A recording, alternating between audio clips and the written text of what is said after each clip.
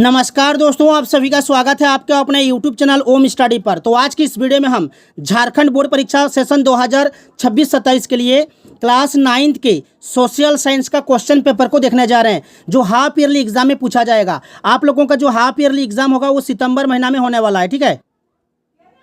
सितंबर में आप लोगों का जो है हाफ ईयरली एग्जाम होने वाला है। तो आज की इस वीडियो में हम सोशल साइंस का पेपर देखेंगे, मोस्ट इंपॉर्टेंट ऑब्जेक्टिव सवाल को देखेंगे, एमसीक्यू टाइप के सवाल को देखेंगे जो सीधे एग्जाम पेपर में पूछे जाएंगे। और इसके बाद जो वीडियो आएगा साइंस का पेपर आएगा, ये सोशल साइंस का सेट 1 पेपर होगा। इसके अंदर ऑब्जेक्टिव सवाल को देखेंगे, इंपॉर्टेंट सवाल को देखेंगे। तो चलिए वीडियो को शुरू करते हैं। वीडियो को लास्ट तक देखिए, लाइक कीजिए, शेयर कीजिए। तो चलिए शुरू करते हैं। पहला सवाल है कि फ्रांस की क्रांति की शुरुआत किस वर्ष हुई थी। 4 ऑप्शंस यहाँ पर दिया हुआ है, देख सकते हो। तो फ्रांस की क्रांति कब शुरू हुई थी, याद रखिएगा 1789 में, ठीक है। फ्रांस की क्रांति की शुरुआत 14 जुलाई 1789 को पेरिस में बास्तिल के किले के पतन के साथ हुई थी। इस क्रांति ने दुनिया को स्वतंत्रता, समानता और बंधुत्व का नारा दिया था। तो इस क्वेश्चन का सही उत्तर ऑप्शन नंबर ए हो जाएगा, 1789, ऑप्शन ए। आगे बढ़ते हैं। फ्रांसीसी समाज में कितने स्टेट यानी कि वर्ग थे। तो याद रखिएगा फ्रांसीसी समाज में 3 स्टेट्स यानी कि वर्ग थी।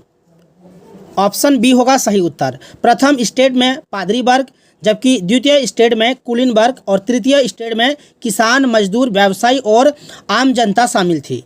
तो ऑप्शन नंबर बी होगा सही उत्तर। आगे बढ़ते हैं। प्रश्न संख्या 3 कि रूस की क्रांति किस वर्ष हुई थी। रूस की क्रांति किस वर्ष हुई थी। तो याद रखिएगा 1917 में, ठीक है। 1917 में 1917 में रूस की क्रांति 1917 में हुई थी, जिसे बोल्शेविक क्रांति भी कहते हैं। तो ऑप्शन बी होगा सही उत्तर। नाजी पार्टी का नेता कौन था। नाजी पार्टी का नेता कौन था, याद रखिएगा Adolf Hitler. Adolf Hitler national socialist German workers party, जिसे नाजी पार्टी के नाम से जाना जाता है।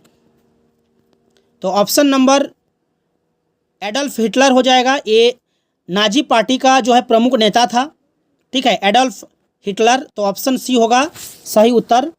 आगे बढ़ते हैं। प्रश्न संख्या 5 कि भारत का सबसे उत्तर में स्थित अक्षांश कौन सा है। तो देखिए भारत का सबसे उत्तर में स्थित अक्षांश जो है ना, यहाँ पर 37 डिग्री 6 मिनट उत्तर हो जाएगा। ऑप्शन बी होगा सही उत्तर। भारत का मुख्य भूभाग जो है ना 8 डिग्री 5 मिनट उत्तर से 37 डिग्री 6 मिनट उत्तर अक्षांश के बीच फैला हुआ है।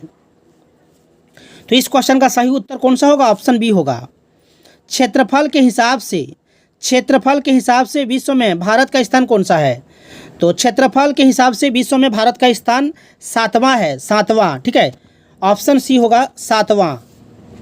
आगे बढ़ते हैं नेक्स्ट सवाल की ओर कि रिफ्ट घाटी से होकर बहने वाली नदी इनमें से कौन सी है। महानदी, कृष्णा, तापी या फिर गंगा। तो याद रखिएगा ताप्ती हो जाएगा, यानी कि तापी नदी हो जाएगा, ऑप्शन नंबर सी। नेक्स्ट सवाल कि भारत की जलवायु को कौन सा कारक सबसे अधिक प्रभावित करता है। मानसूनी पवनें, समुद्र से दूरी, अक्षांश या फिर भूमध्य रेखा। तो इस क्वेश्चन का करेक्ट आंसर जो हो जाएगा आपका ऑप्शन ए हो जाएगा, मानसूनी पवनें। नेक्स्ट सवाल संविधान सभा की पहली बैठक कब हुई थी। संविधान सभा की पहली बैठक कब हुई थी। तो याद रखिएगा दिसंबर 1946 को। भारतीय संविधान को बनाने के लिए गठित संविधान सभा की पहली बैठक 9 दिसंबर 1946 को नई दिल्ली में आयोजित की गई थी। भारतीय संविधान के निर्माता कौन माने जाते हैं। तो याद रखिएगा डॉक्टर भीमराव अंबेडकर को, ठीक है, भारतीय संविधान के निर्माता माना जाता है। तो ऑप्शन बी होगा सही उत्तर। सभी से रिक्वेस्ट है वीडियो को लास्ट तक देखिए, वीडियो को लाइक शेयर कीजिए। ये हमारा 20 ऑब्जेक्टिव सवाल होगा सेट 1। इसके बाद जल्द ही सेट 2 अपलोड करने वाला हूँ, ठीक है। आप लोग बस चैनल के साथ जुड़े रहिए, चैनल को सब्सक्राइब करके रखिए और वीडियो को लाइक शेयर कीजिए। नेक्स्ट सवाल, एग्ज़ाम से पहले कितने ऑब्जेक्टिव्स एग्जाम पेपर में पूछा जाएगा, उसका अलग से मॉडल पेपर भी आप लोगों को दिया जाएगा। आप लोग बस वीडियो को लाइक शेयर कीजिए और चैनल के साथ जुड़े रहिए। नेक्स्ट जो सवाल है, इस वीडियो के अंदर हम लोग 20 महत्वपूर्ण प्रश्नों को देखेंगे। ठीक है, 20 प्रश्नों को देखेंगे। नेक्स्ट वीडियो में भी हम लोग 20 प्रश्नों को देखेंगे।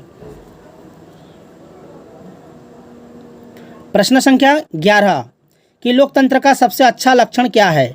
स्वतंत्र और निष्पक्ष चुनाव, राजा का शासन, तानाशाही या फिर सैन्य शासन। लोकतंत्र का सबसे अच्छा लक्षण हो जाएगा स्वतंत्र व निष्पक्ष चुनाव। तो ऑप्शन ए होगा सही उत्तर।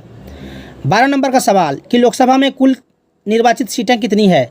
540, 543, 545 या फिर 550। तो यहाँ पर कौन सा उत्तर सही होगा? ऑप्शन बी हो जाएगा 543। आगे बढ़ते हैं। भारत का संविधान बनने के लिए न्यूनतम आयु सीमा क्या है? 21 वर्ष, 25 वर्ष, 30 या फिर 35। भारत का प्रधानमंत्री बनने के लिए न्यूनतम आयु सीमा जो है ना 25 वर्ष हो जाएगा। ऑप्शन नंबर बी होगा करेक्ट आंसर। आगे बढ़ते हैं। पालमपुर गांव में मुख्य आर्थिक क्रिया क्या थी? पालमपुर गांव में मुख्य आर्थिक क्रिया क्या थी? कृषि कार्य करना। ठीक है, तो खेती। ऑप्शन नंबर ए हो जाएगा खेती, यानी कि कृषि कार्य। हरित क्रांति का संबंध मुख्य रूप से किससे है? हरित क्रांति का संबंध मुख्य रूप से किससे है? दूध उत्पादन, कृषि उत्पादन, मत्स्य पालन या फिर वन संरक्षण। तो कृषि उत्पादन से हो जाएगा। 1960 के दशक में आई हरित क्रांति का मुख्य उद्देश्य उन्नत बीजों, उर्वरकों, सिंचाई तकनीक के प्रयोग से कृषि उत्पादन में भारी वृद्धि करना था। तो यहाँ पर कृषि उत्पादन हो जाएगा। ऑप्शन नंबर बी सही उत्तर। आगे बढ़ते हैं। 16 नंबर का सवाल कि 5 नदियों का प्रदेश किसे कहा जाता है? 5 नदियों का प्रदेश किसे कहा जाता है? तो पंजाब को। ठीक है, पंजाब, क्योंकि यह सतलुज, ब्यास, रावी, चनाब और झेलम नदियों का क्षेत्र है। तो 5 नदियों का प्रदेश किसे कहा जाता है? पंजाब को याद रखेगा। Option B. 17 नंबर का सवाल कि भारत में गरीबी रेखा का आकलन सामान्यतः किसके आधार पर किया जाता है? उपभोक्ता स्तर और आय स्तर, केवल मकान की स्थिति, वाहन की उपलब्धता या फिर शिक्षा का स्तर। तो यहाँ पर ऑप्शन ए हो जाएगा उपभोग स्तर और आय स्तर पर किया जाता है। ऑप्शन ए होगा सही उत्तर। 17 नंबर का हो गया। 18 नंबर का सवाल देखिए।